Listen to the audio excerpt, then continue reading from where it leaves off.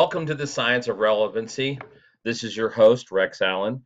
This is show number 3, and we've got some fun stuff to talk about today. We're just getting the show kicked off.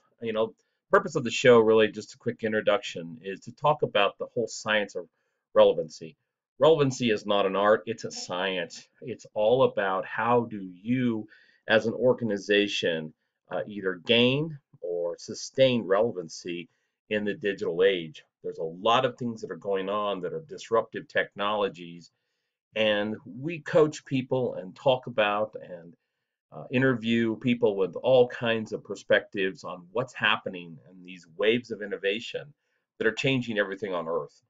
We're seeing innovation happen at a faster pace than at any time in human history. So today we want to talk about just what's going on with the whole concept of Amazon Go. I just love this. Now, this happened back in September. Amazon opened up more of their Amazon Go stores, which they call just walk out shopping. Gosh, if I could talk today. Now, the whole concept here, it's a convenience store, around 2,000 square feet, so it's a smaller footprint. But this could have huge impact. Now, the concept here is that the stores don't have a cashier. So Amazon talks about convenience, and convenience is what Amazon has mastered. And if you are a small business owner, you need to continuously be thinking about, how do I create convenience? How do I do things the way that Amazon does? And so let's talk through this a little bit. I think this is going to be very disruptive.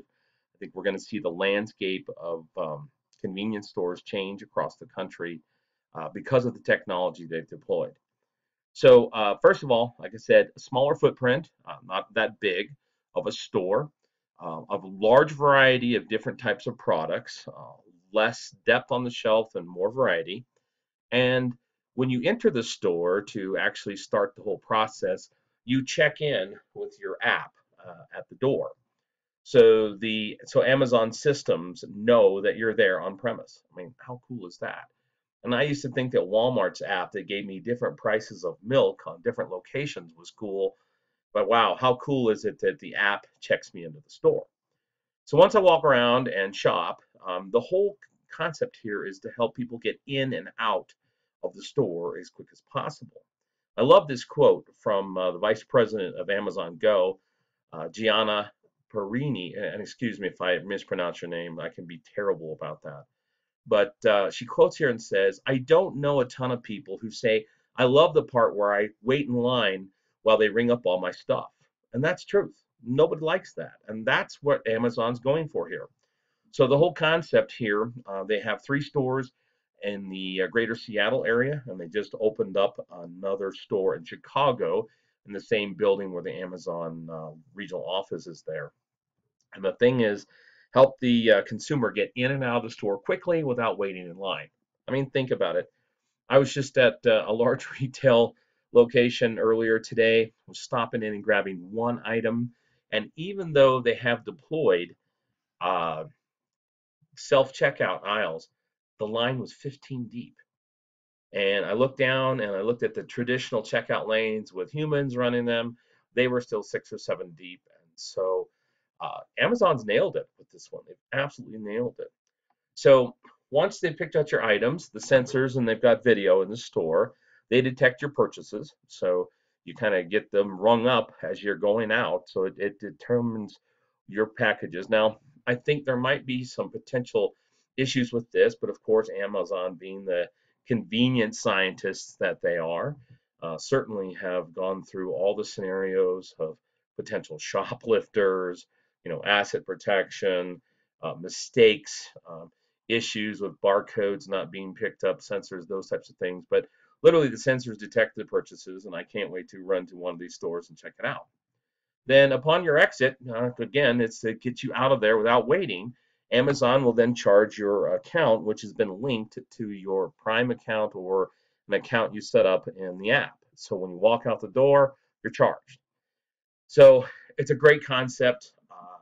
You add this with, if they get to the point of doing gasoline, That could be amazing to be able to stop at a convenience store, run your credit card in, be filling up your vehicle, run inside, grab your items, get in and out without waiting. And that creates convenience. And I know, as a busy person who's out on the run all the time, that type of convenience is going to make me come to their store. Again, you just marvel at the thinking about the convenience science that Amazon really has put together. Now, Amazon, based on news that I've seen, is planning up to uh, deploy about 3,000 of these stores in the next 3 years.